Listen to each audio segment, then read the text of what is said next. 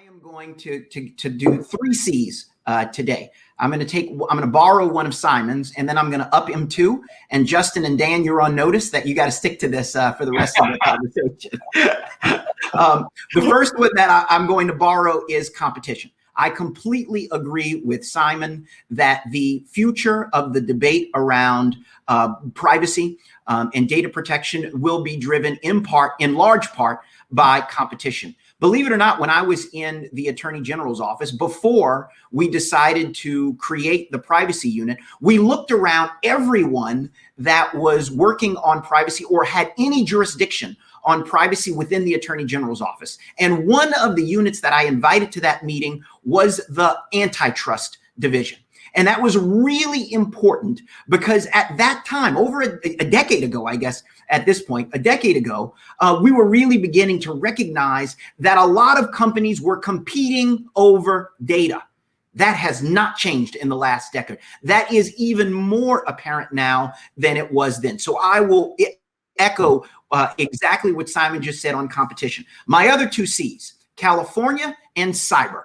On California, I think the biggest development there is we have a brand new data protection authority that is being set up right now in the state of California. That is going to be huge because it's going to have a budget that is substantially more than the Attorney General's office. It'll be at least $10 million. That likely will lead to a staff of at least 50. And Dan and Justin, I know that you had Alistair on not too long ago, so I won't go, I won't repeat anything that he said, but I will note that that agency has rulemaking authority.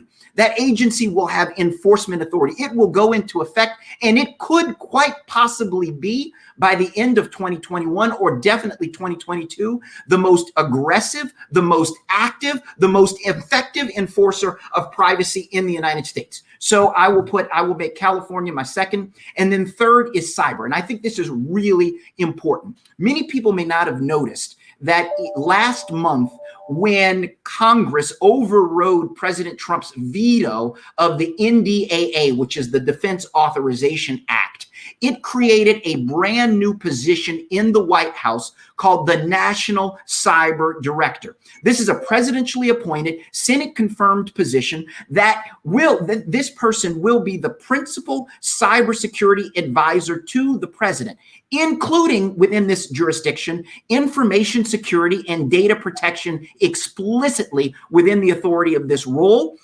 This person will have the ability to engage in diplomatic and other efforts to develop norms around responsible state behavior in cyberspace.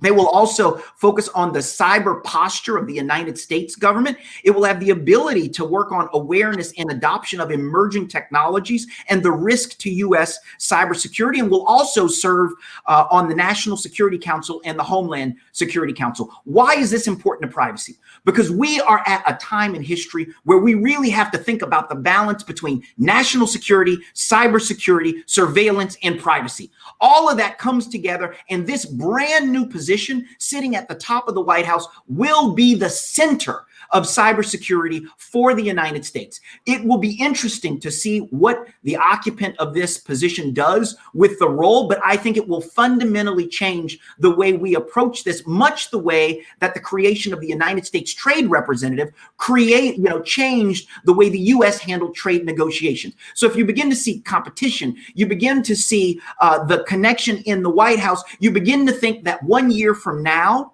our posture vis-a-vis data protection will be fundamentally different at a federal level, at a state level, and at an international competitive level.